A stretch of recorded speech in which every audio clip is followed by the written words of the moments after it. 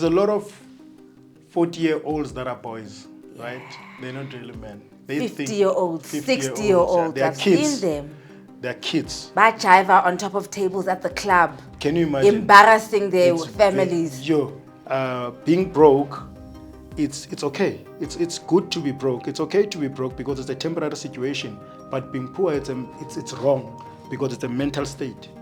Because you don't want to take action and do something, with your own life. There's a lot of people that want to move away from friends and move away from people around, but they can't because they're carrying this thing that they need validation from the people around them and the society and this and this.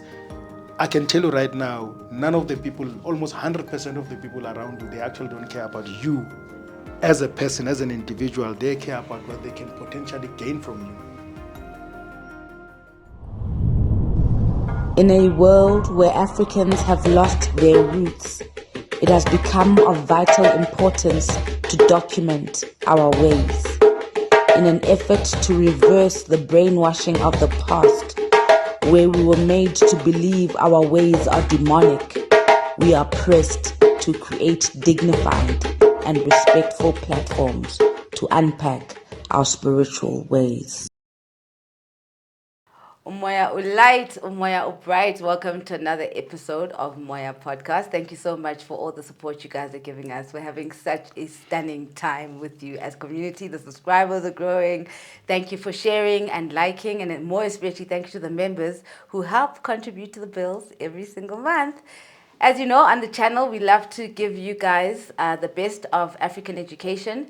We are restoring our dignity. We are making sure that the black child is reconfigured and knows their own greatness and how to follow that path. Today, I've got, I think you're a motivational speaker, or I don't even know what you are. You're a ball of light. Siyabulela Ngcangca. How do we describe you, Sia?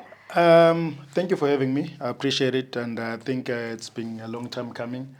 I remember we've been talking about it. So I think the way you describe me is that I'm just a free spirit. I'm just a.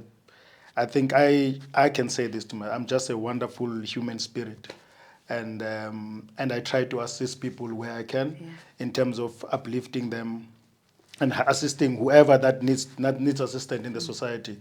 And I think a lot of people, especially in the black society, they go through a lot that we don't talk about. Yeah.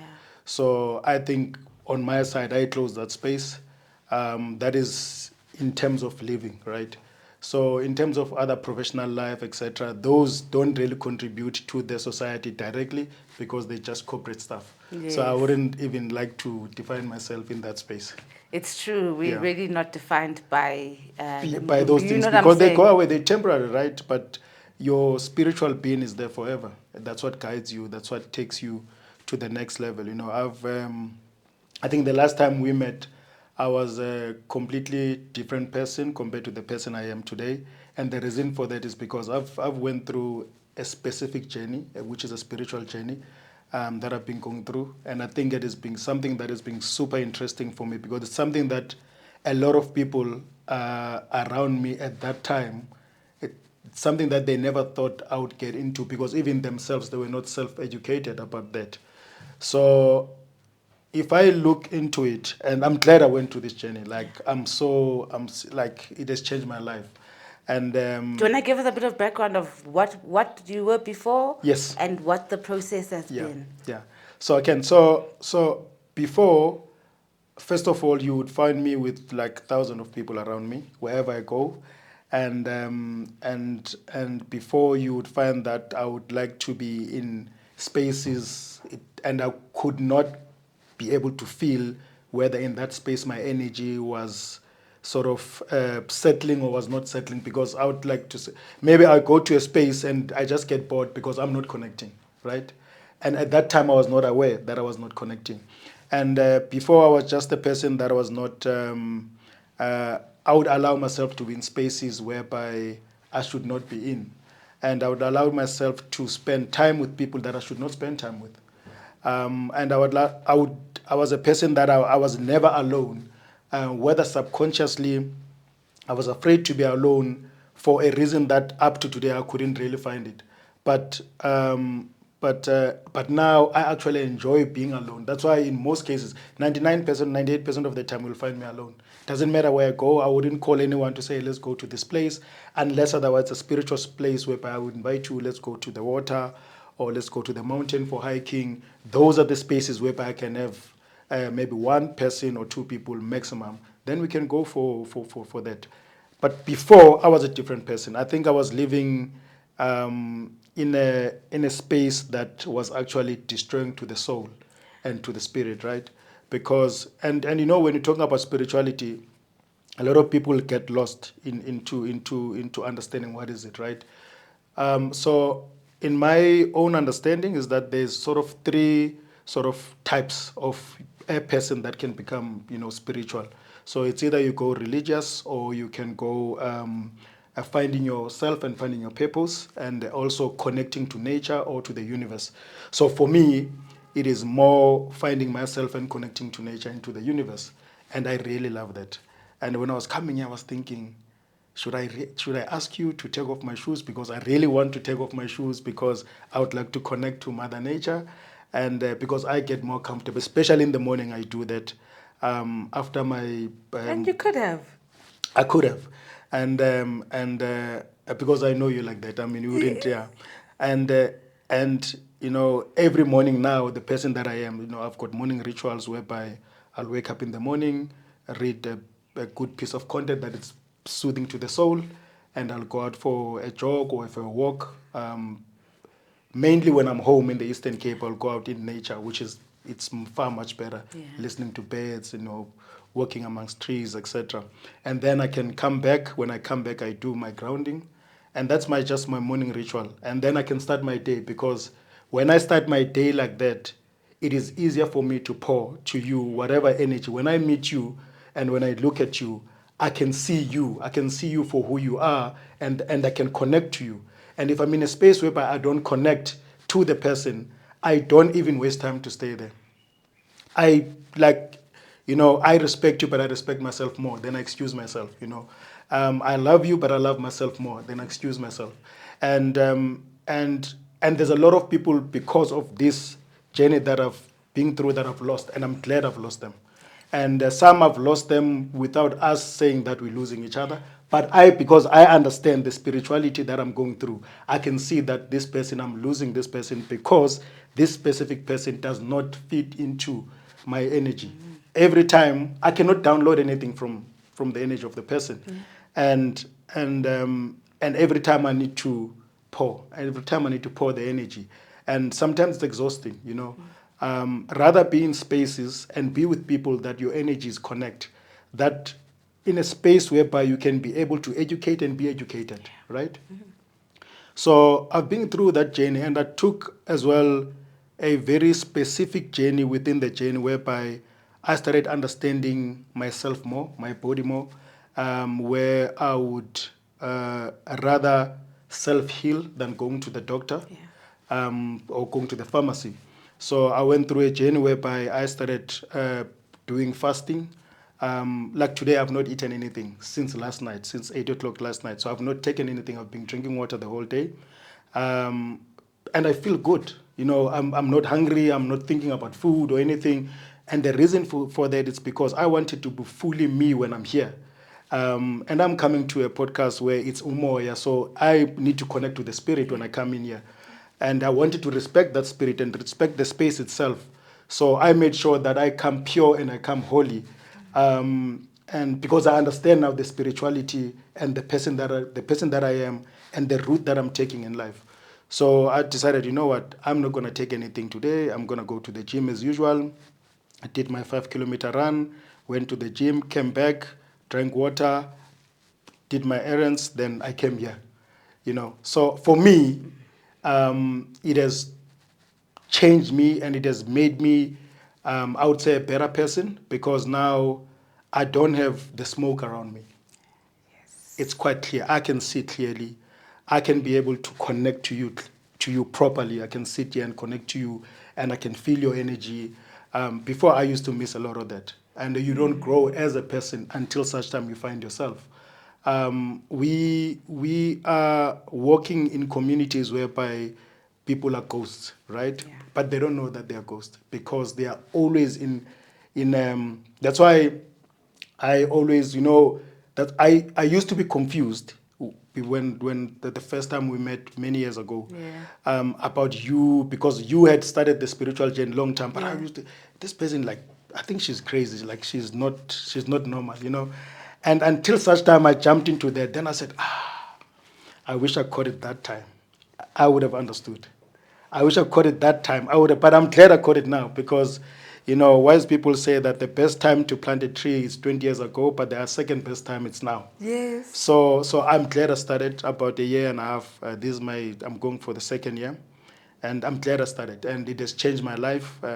My health is through the roof, and mentally also, mental health is good. Emotionally, I'm just in a good space. And wherever I am, I try to sort of pour, my, Yes. I try to my vibration, goes nicely into the space, Yes. and I also absorb, especially, in spaces like this. We didn't even start at the beginning because you were actually supposed to bring us up with how did you grow up, who did you grow up with. Yeah. Maybe let's start there because I want to ask, from what you're saying, is that you were just a regular Mjita. Yes. Because a lot of guys, like when I met you, most men are like that. And I've watched your spiritual transition. So Yes. let's start from the beginning and then. Yeah. So I grew up Eastern Cape, place called Herschel. So Herschel has got, I think, famous towns like Styxspruit and Alwan North and Lady Grey closer to it. Um, so Herschel is just a small, it's not really a town, but most people, they would say it's a town. But Herschel, it's surrounded by villages. I come from Zava village. I grew up with both my parents. Unfortunately, my mother passed last year, April. And with the two brothers, so I'm the middle child. So it's three of us. So I grew up that side. Then over a period of time, we were raised in a Christian sort of background, especially my mother. My father, not really, because my father was always this person that if he's sick, he would go and dig a root and come back Into the scene. into the scene, and up until today. And my father will be turning 71 this year, and he's so fresh. He does not have high blood, no sugar, diabetes, nothing. Because if he's got a headache, he will say, "Let me go show you at this specific tree. You take it, you dry it, and then you sniff it like a sniff, and then the headache is gone forever." If you've got issues, and he actually told me that the issues of the gut, that all the sicknesses start from the gut. So ukuhambisa kubalulekile, in most cases, you need to clean your gut. That's why you need to, when you're fasting, you let your body rest. Your organs, you're giving them some rest so that they can be able to function properly. So that was my father, and then my mother was more of a Christian, and then we grew up as sort of under a Christian umbrella. And over a period of time, for me, I think it's been long coming, but I've not been seeing it properly, right? So as I traveled Africa and I went to places like China, etc. I I started asking myself questions about religion itself, right? So I remember I was in Ghana, so I went to visit the castle. I think that's what they call it, the slave trade. And when I got there, I remember this lady took us through the tour, and was showing us this area. That's where they keep the slaves here. The last area, this is where the place of no return. They're keeping the slaves here, and then the whole story. But what sort of caught my attention was the fact that at the place of no return, that's where most slaves used to die because they need to take the best of the best, right? So the ones that survive, they keep them there for a couple of days, but the ones that survive there, it means they're stronger and they can sell for better. And then on top of that, there was a Catholic church. It's still there, but it's not really functional. It's there for, there was a Catholic church. So for me, I asked myself, what was the Catholic Church for? And people were dying at the bottom.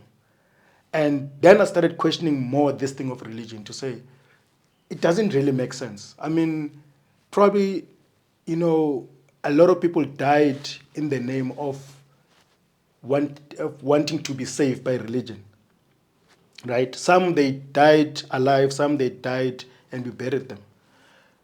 So when I left and we went to another region in Ghana, and I was just thinking in the car, like, this thing doesn't make sense to me. And then 2 or so years later, then I happened to go to China. Then we visited it's Beijing. Then when we got there, that's where they've got the temple. So in the temple itself, there's like a couple of gods. There's like these monks. They praying. Different people are praying to different things. And I started asking more and more and more. And then someone explained to me and said, you know what? In China itself, over 60% of people they believe in Buddhism, and then asked, and then they split the other one to tradition, the other one to this, but bigger portions. Then asked, what about Christianity? And then someone said, no, no, no, I think it's 0 point something percent or 0.8 or 1%, but it was not more than a percent. Then I thought to myself, okay. Then I went back to West Africa. Then now I'm like 70% there to say this thing is actually rubbish. Then I went to West Africa. Then I met more of my Muslim friends, and I started talking to them. And they know nothing about Christianity. I mean, I grew up as a Christian, and Christianity will tell you that there's only one Jesus, there's only one God, and anyone else that's it. And then these people themselves, some of them they pray in Arabic. They don't even understand what they're saying. Some of them they read this Arabic Quran, but they don't understand what's written in it. It's like a irrastation dala, you know, and they don't understand the meaning. So I had a conversation with two of my colleagues from Mali. I said, guys, I know you guys are a bit liberal, but I don't want you to be offended. But just explain to me this thing. Let's say I want to join this religion. Explain to me 100%. Do you understand what's written here? No. Does it make sense to you? No, it doesn't, but we grew up like this and everybody is doing it. If we don't do it, the community will exclude us.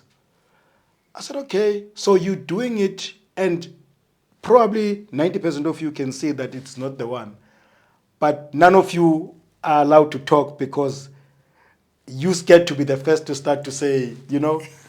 Then I thought to myself, nah, this Christianity, this religion thing doesn't work for me. And then I moved out of it, and that's when I think slowly but surely I started to find a space within spirituality to say I need to find my own purpose. I need to be able to travel my own journey, without being influenced by anything. And then I started to understand that everything we are connected to the earth. Everything that we live around is connected to the earth, and we need to go back there to find our purpose, to understand, so our spirit is at ease at all times. That is why you'd find that you are misunderstood a lot, because people don't understand who you are and where you. Because a lot of people are not spiritual. Yeah. A lot of people are just following whatever they're following that is being given to them. And I'm saying this within respect, but they're following what is being given to them. And until such time they find themselves, then they will understand. And most people, they don't, they die without finding themselves, and which is painful. Some, they find themselves at the later stage when they are left with few days, and then they die. And but it is important that as a person that you find yourself. So that's where I came from. Then I studied here in Joburg. I did my high school. I did Benhlale Tsagane, so did my high school at Tsagane.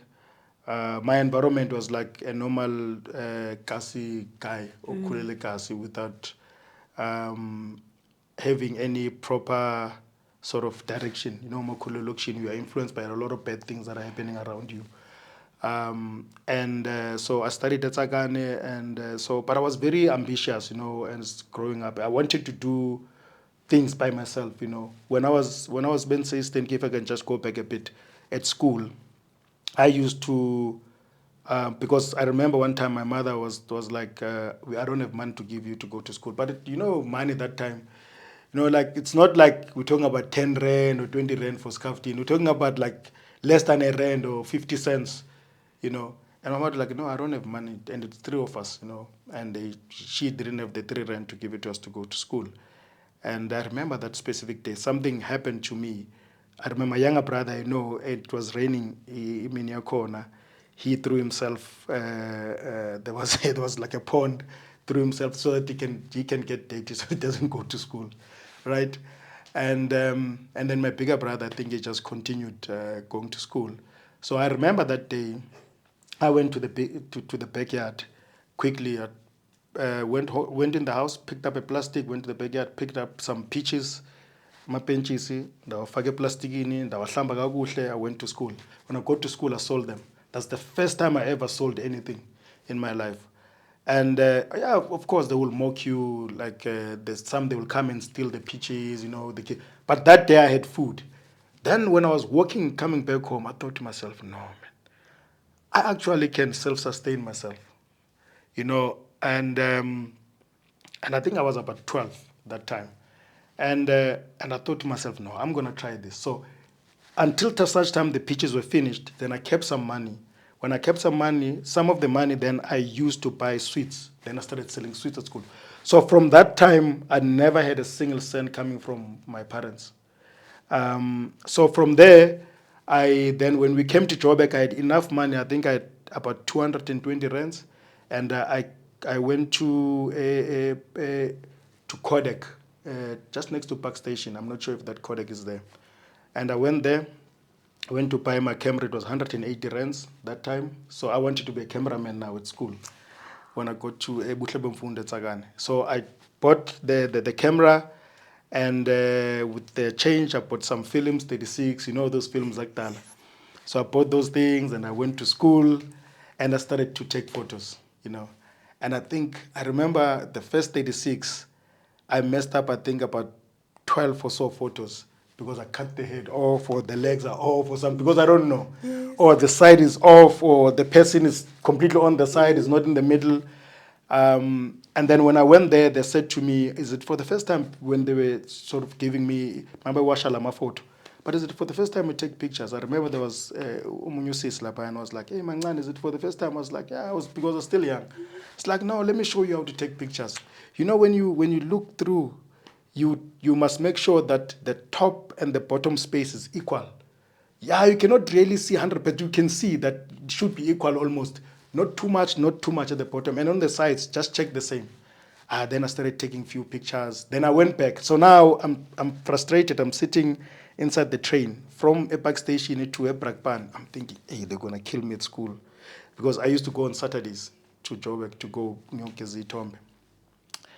And on a Monday, so I came up with a plan. So all the kids that had paid me a deposit, I'm going to go take free pictures. Labengba cutting clock. I'm going to go take free pictures, and then I will give it. I'm not going to give them these ones. I'm going to say, no, your pictures didn't come right. I'll take you another one. Don't worry. It's for free. I'll take you another one. You don't have to pay. Then they will be very happy. Then I started to be better and better and better. Then I realized I can make my own money. You know, because from that money, I managed to buy, when I left Matric, I managed to buy, you remember those phones, Vodacom and Celsi and Vodacom-based things are on my container. Oh, yes. Yeah, the public phones. Yes. Yeah. So I bought like two, I think it's got Vodacom, and one got Celsi. And then I put them in a Brakpan station. So then I hired someone to use them. So because I was studying. And from there, because at that point in time, I was not getting money from my parents since. I was not getting any money. I was buying my own uniform. I was buying my own food. I was paying my own school fees. I was doing everything by myself. So then that's how my life started, to say that I can actually do, I don't have, because it's actually painful to tell all the time. And I just don't understand sometimes, especially if you're a guy, right? You are 20 years old or above, and uyacela ucele nemali ukuthenga ijoki. I mean, it's like, it's embarrassing. You know, there's a lot of things you can do. You can go to someone and say, can I wash your car? Instead of you taking to the car wash, can I wash it? You don't have to pay me the 120 rands you pay at the car wash. Just pay me 60 bucks, you know. And then you go to the next and you go to the, then you can take that money to go stock something and go, if you don't know how to sell, you can never ever survive. It's literally impossible. Because right now, a lot of people are selling their time. When you do consulting or you're doing a podcast, you're selling your time, right? When you sell products to people, you sell a product, you go stock a product and you go sell. So a lot of people, if you don't know how to sell, you will suffer. And the truth of the matter is that being broke, it's okay. It's good to be broke. It's okay to be broke because it's a temporary situation. But being poor, it's wrong because it's a mental state. Because you don't want to take action and do something, with your own life. I know there's a lot of other circumstances that can land people to those situations, but you cannot be there forever. You cannot get stuck there. You need to pull yourself out of that. Um, as I was saying that, if you are 20 and above and you cannot have initiatives, you have a problem. I started when I was about 12. I was forced by the situation to do it. And most people, their situations are not looking good. South African economy is not good. So most people, and that's why the opportunities that are out there are the opportunities that outsiders are coming to take, right? And then we fight with them, right? Because we have allowed ourselves to be human beings, right? So we live on grant, and that has Complacent. we are super, and we are entitled. I mean, the level of entitlement that we have is it's high. You see it within amongst the family members. The day I started saying no to a lot of family members, I was a bad person. A completely a bad person. Yeah. Just a recent story last week. My niece came from the Eastern Cape, finished matric, and then he says to me he needs 1,200 to go register for his course because NEFSAS and da da da. I said, okay, that's good, but you're not gonna get it from me. I asked him, have you sold anything in your life? He said, no. I said, okay, I'm going to borrow you 220 rands to go buy 5 kg peanuts. And you're going to go buy those plastics and you're going to sell each for 10 rand. And you're going to stand at that robot. Nobody's selling peanuts. There's only one lady, young lady, who's selling scones every morning. You're going to go join that lady. And even in the evening, you're going to go and sell there until you make your 1.2. But you're not getting it from me. And I want my 220 back. By the way, it's a loan. You are lucky that I'm not charging you interest. It's a loan. Go sell. Then his first 3 days, 4 days, you could see this man is not the happiest, right? But when I had a chat with him, we went to restock now. So he made enough money. He paid me, and then we went to restock 10 kg. Now he says, no. I don't. The ones that we first stocked, they were not having raisins. Now these ones are having raisins, and the 5 kg with raisins, the other 5 kg without raisins. Go sell. Then he came to me, no, this raisins one, people are buying it more than this one. I said, okay, next time we must buy 10 kg of this, 5 kg of this, until you get your 1.2. And even when you are there at your college studying, you must not stop selling. Find something that you can sell amongst the students. The students always need something. And most of them are embarrassed to sell because people will think that I come from family we all come from poverty. We need to take ourselves out of that. So it is important that, so for me, I combined all this, and my upbringing. I didn't grow up in a rich family, or even my father was working at Tupperware, so he was a machine controller. I remember one day where they asked all the kids to go visit Tupperware. It's only in Brakpan. Okay. That's the only one. But that's in Gauteng.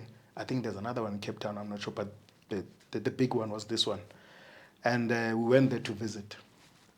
And because I didn't know what he was doing at Tupperware. So I found him sweating, standing, and though those kaftins, with those plastic kaft, when they're hot, and he needs to take them out, saw them the whole day. So I asked him, you do this the whole day, standing like this? He says, yeah, this is my job. He's a machine operator. He just stands there. And there's a belt that comes with these things, and they're still hot because they come from the machine. And he needs to. Then I thought to myself, I don't want to be like this man. There's no way I'm going to be like this man. Because I'm sure the money he's making, I can make it selling. They paying me every week 300, 400. I said, this man I can make myself. It's nothing. So, but then I started understanding that because I knew how to sell from the younger age. Went to university, fast forward, went to university, studied mining engineering. I then, fortunate, I got a scholarship, from one of the mines. And when I finished, then, but now, I always wanted to do something in selling. So I always try to hustle. Even if when I'm there, I'm trying to hustle something.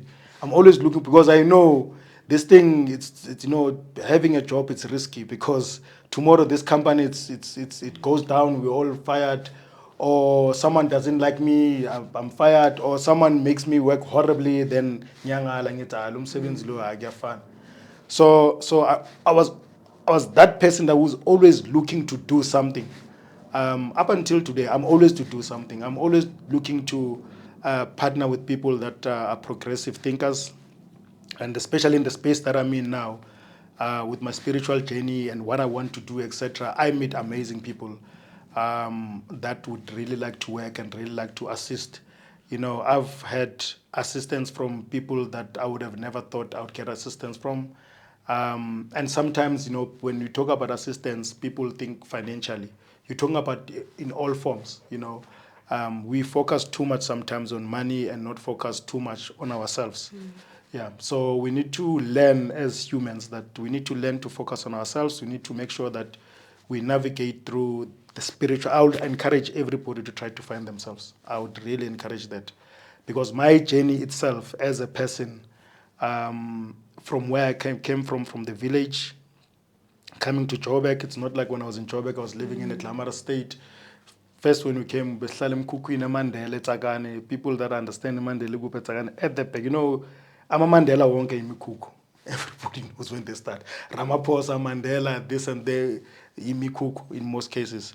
And from there, we moved. We were fortunate, the Batola RDP house. We moved to the RDP house. Then my father at that time waba tenga izozonyana namanye amazenke just to make extra rooms because besibaningi ngamasenke. So I lived there until I left matric.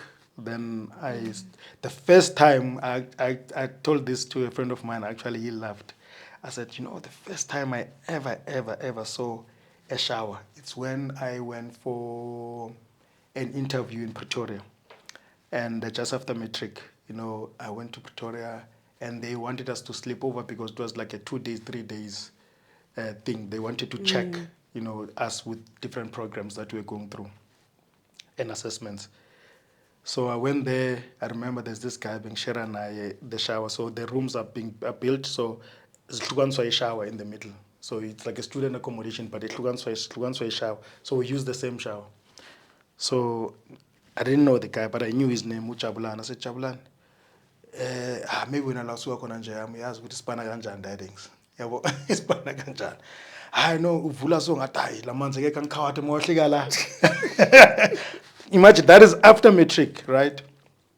And that was the first time. So most of the things I got introduced to after matric, and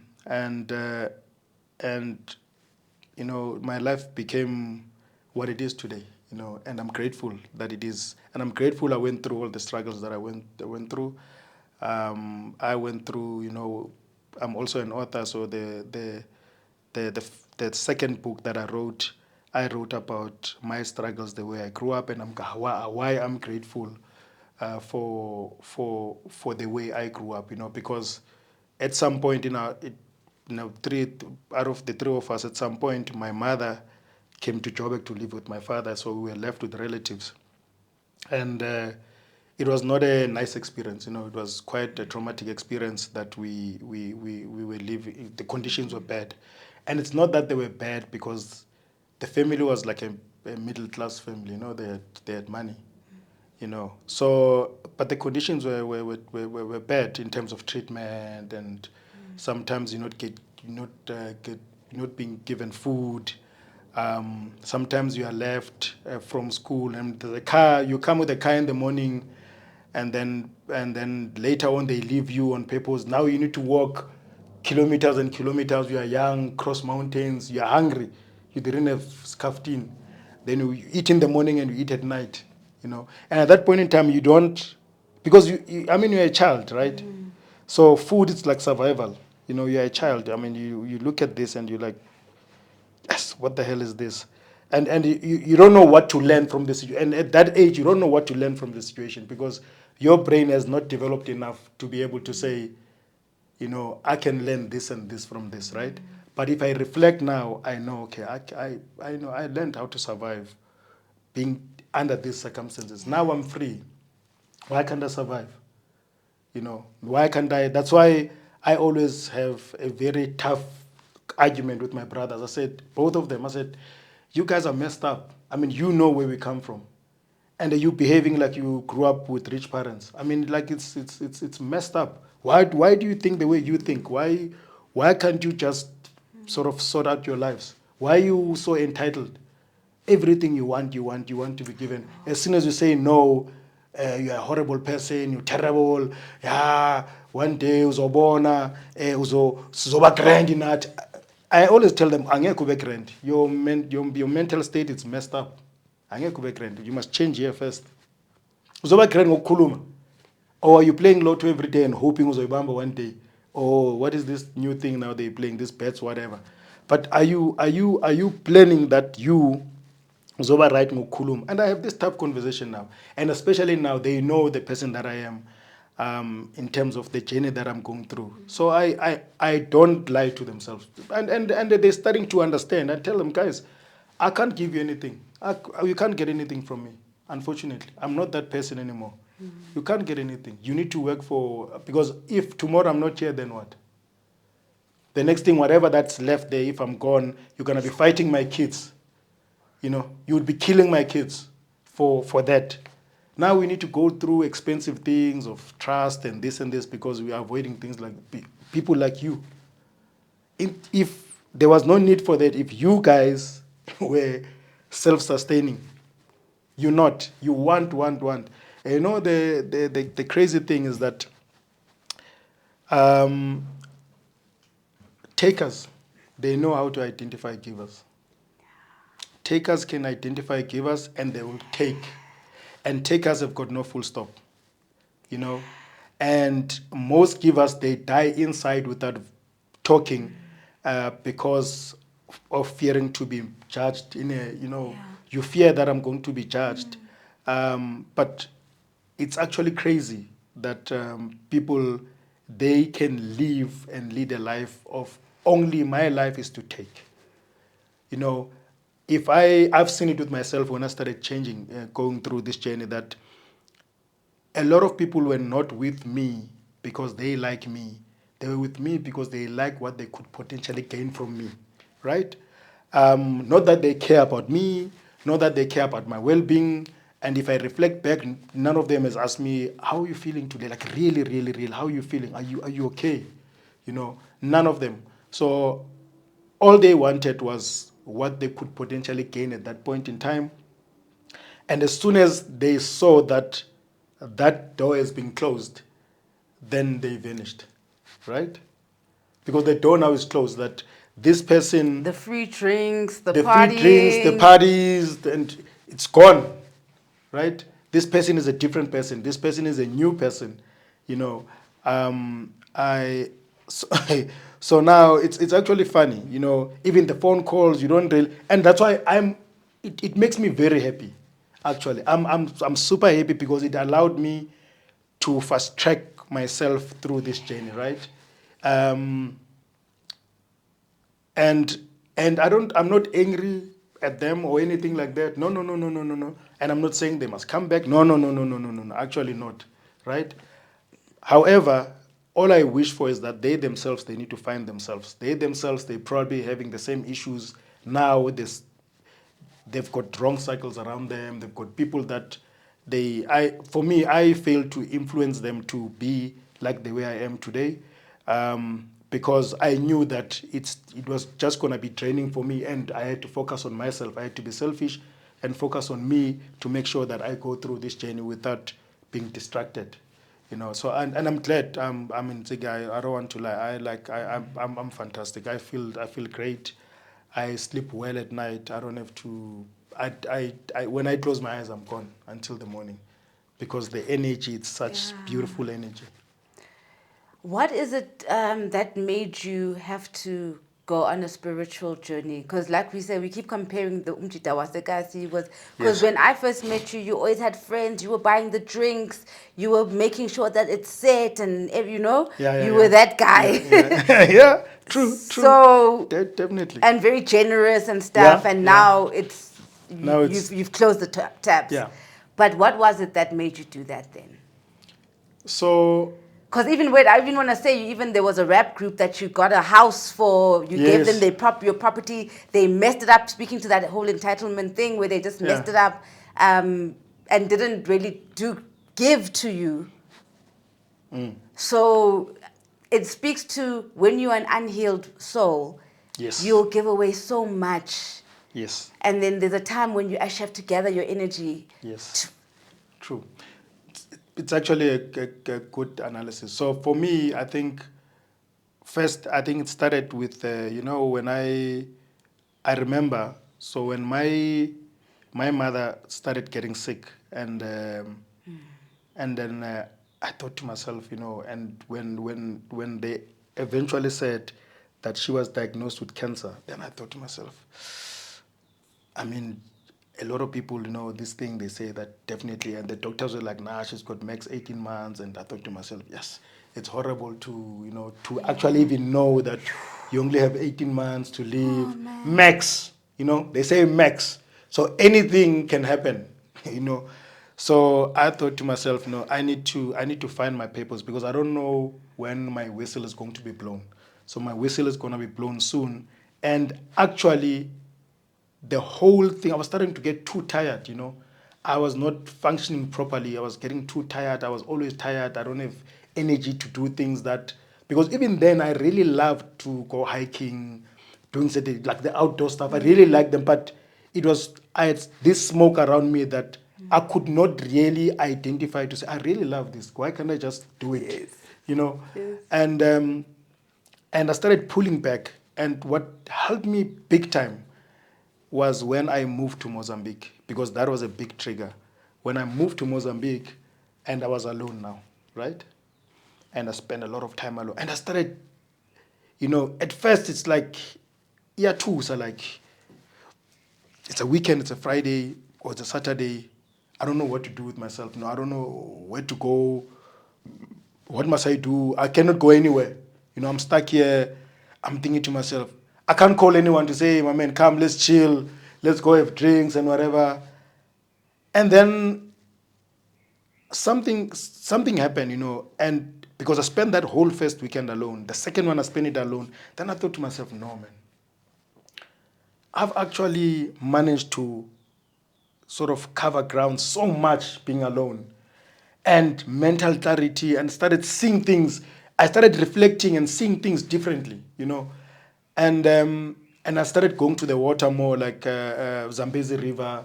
So what I did is that on the third weekend I decided, you know what, let me go to Zambezi River. I went there, got a boat, then we just went up and down for like an hour and a half or so. The peace that I received from that, then I thought to myself, this is going to be my life every weekend. I'm just going to come, just enjoy the water. I don't want to fish. I don't want to do nothing. I just want to sit on this barge and just go up and down, up and down. And that's what, but Mozambique itself made me realize, and I think there's something about Mozambique. I don't know what it is. And at that point in time, because I was starting my spiritual journey, I could not connect to a lot of things until such time one guy who came with Lamin, welcomed Lamin. So he's extremely spiritual as well. And from way back, when he started, I thought ukuthi uyahlanya because I know him way back. So, but then he came, we met after many years in Mozambique. And then Welcome was like fully in this. And crazy thing that happened, Welcome went to Ezambezi. When he came back from Ezambezi, he got followed by Inkonjani. And then it came as a waki indlu la emnyango bekahlala khona. I couldn't understand. And he could not understand. And what I mean didn't last there because he was like, I can't last it. This place is like it's like an utangazi ngathi ngene kuphi, like this. I'm connecting so much, it's disturbing me. He left. He went back in Mpumalanga. It was like this, like it was so overwhelming for him. And I remember I had a conversation. He was so excited when we met, and he said, "Siya, you look different. You're a different person." And then we sat down and said, "No, let me take you through what I'm going to." And then he started laughing, and he was quite excited. And he encouraged me. He said, "No, go through it. Take your time. I can't tell you. I can't guide you. I can't do anything. You will see. The spirit will take you where it takes you." And then we just and then but Mozambique just was like a final stone or final straw. I was like, this is it for me. Even here, I love going home more. Now I'm back from Mozambique. I'm here, but I love spending time in the Eastern Cape because I can go to Orange River if I need a bit of water. I can go to Orange River. I can climb. There's a lot of mountains around there. I can climb mountains. I can go run in the bush. I can do a lot of gardening myself, and my father loves farming. He farms all the time, so I spend a lot of time. Sometimes I just go there, stand and assist him a bit, or just we stand there in the middle of the garden and start talking because I understand now that, the ground talks to me when I stand on top of it, and it connects to me in a way that it's healing. I don't remember the last time I took any pills. Since that time, I never had the headaches that I used to have before. I was almost diagnosed with high blood and all this other stuff. But when I went through this journey now, none of that is there. Like everything is like it's gone. No back pain that I used to have before. Nothing. Everything is gone. No joint pains. No nothing. No, the only pain I would feel is like if I go, I do a specific exercise that I'm not normally doing. Yeah. I'll feel a bit of pain, but what the funny thing is that pain, it's not the pain that stops me from going to exercise again. Because the body, it's so well looked after, So I think Mozambique for me was the I'm grateful that I went to Mozambique. I think it was the biggest trigger. Although I had already, when I was here, starting, and the biggest thing about Mozambique for me was the people around me. I never had them anymore, and Mozambique just made sure I don't have them. Yeah. So then, as we wrap up, what when you say find yourself, because a lot of Mjita Sekasi are caught in that thing where they don't realize that actually they're disconnected and they basetshwaleni all the time. It's about the GTI, it's about yeah. So I think, first of all, for me, I then started realizing that the things that we buy and we glorify as they actually don't matter in the bigger scheme of things. Like, they don't matter. That is why you will never see me taking a picture with a car that I drive or a house or anything that it's attached, because it means nothing. Because as soon as I start taking a picture with my car, and if it's a certain car that's appealing to certain people, then they think that that's how things should be. So it's actually very immature, and it's actually not good for Mjita to start. We need to move away from that because that is trapping us, right? So for me now, I think that even going through, so finding myself is to understanding that there are things that matters most of the soul than the physical things that we see, because those things go away. That's why I don't change cars. I drive the same car until the wheels comes off. and I would have a mechanic that will come and look after it, check it. If it's broken, it's broken. I will use a Uber or taxi or some whatever the case might be. But if it's there, it's there. I drive it, it's okay. But but I'm not gonna go now and buy a car so that I can take a pic and stand next to it and then post on social media. That's why most of the things, if you go to my WhatsApp status, because that's where I'm active, you would see that it's more about fasting, walking in nature, spirituality, encouraging people to find themselves, etc. And I've seen that there's a lot of people that are coming out. We even started now a wellness WhatsApp group, and a couple of people are coming in. They're joining. People are getting healed. I've got two people that were saying that they're diagnosed with high blood, and then I tried to assist them, but I told them you will find yourself now. But we can join me on this journey, and then they went twice to they went for the first time to the doctor after they started with me, and the doctor said, no, it's gone. What did you do? When did you stop taking the meds? He says, no, I stopped 2 weeks ago, and I wanted to check. He says, no, it's super normal.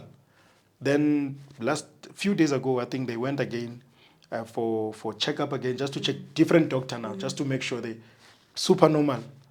Then they said, hey, yeah, this is it. I mean, today one guy called me, so I was like, yes, yeah, we need to see how we can spread this thing to more people, because hey, even for me, like my life has changed. My life is changing. I'm no longer because people think that they need the cloud around them, which is a lot of people, and they need this car, they need this house, they need to be staying in this fancy place, and whatever. You think in your head you need it. You think you need it. And every time I say this, someone says, it's because you had an opportunity to have them, now you're dissing them, and whatever the case might be. Let me have it myself so that I can see. The only problem with that is that most people don't come back. They want to have it themselves, and then they never come. They get destroyed. Some die. Some they really never come back and find. I was very fortunate. I found myself. And I'm sharing this journey with a lot of people to say, you can come, you can change your life as well. There's a lot of people that want to move away from friends and move away from people around, but they can't, because they're carrying this thing that they need validation from the people around them and the society and this and this.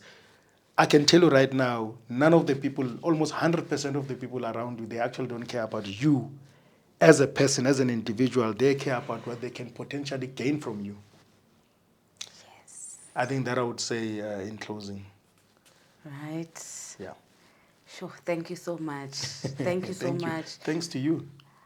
You know my journey. You and like I think, and at some point you also were like, oh, see, man, there's something about him, but also there's this. Yeah. I don't really like this. This is just it's messing him up as well. And I'm glad I found myself. Yeah, because you're a beautiful soul. Thank you. So you weren't lying earlier on, and you said you're a wonderful, generous soul, and it's Yeah. true that even Thank you. through all that Thank you. smoke, I was fighting and like, yo, hi, let's go hiking, let's go do this, Yeah, I remember that. And you would come with friends and drinks, and I'm like. Then I'm supposed to hike, and then I've been drinking. I can't hike. Right? I'm out of breath, and I remember when we did that hike there, and I was struggling. And I thought to myself, there's no way, man, no. Like, but I'm struggling. I'm thinking, so Chicago, no, we're still going there. Oh, God, no. But now I love it. I can do a 17-kilometer hike at Clarence, like, with ease. Oh, we're definitely doing that. Yeah. Oh my God. That 17-kilometer one. Gotta do it. Thank you, Siya. Thank you so much. Thank you, and we're looking forward to having you again, because I think that you need to do that men's conference. Yes. Because that's what this is about. Yes. Because we need to. There's a lot of 40-year-olds that are boys, right? They're not really men. 50-year-olds, 60-year-olds. I've seen them.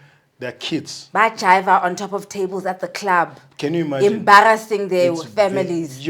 I'm telling you. Like wearing tight things with big stomach. Yes! You've seen them! I've seen them. Thank you, Siya. Thank you so much. I appreciate it. Thank you. Oh, Moya, oh, light, Moya, oh, bright. Guys, there was a time, if you go through the live streams, where I did a Mamiya Mondays and I talked about privileged kids and spoilt brats. And I hope this conversation now brings to clarity what I was saying to you about people who really work hard from the bottom. And please don't think that Sia doesn't have those big cars and big houses as he sits here humbly. Guys, just want to let you know, Umoya light, Umoya bright. See you again next time. Thank you. Thank you so much. Appreciate Beautiful. it. Who are you when all you were has been diluted by lies and white lines cancelling out all that which has been written of your history? Why do you look at yourself as a mystery? Doesn't the sun shine because you open your eyes? Doesn't the moon stay situated within the same stars your DNA sparkles off? Your spirit knows that surely corner into e off. Buza umoya so you may return to being well off. Because spiritually you are rich, yet your ancestors cry because you are out of reach. But yours is to command all elements while God takes inspiration from the very mirror she looked at to become. Remember who you are and never finish just when they think that with you they are done.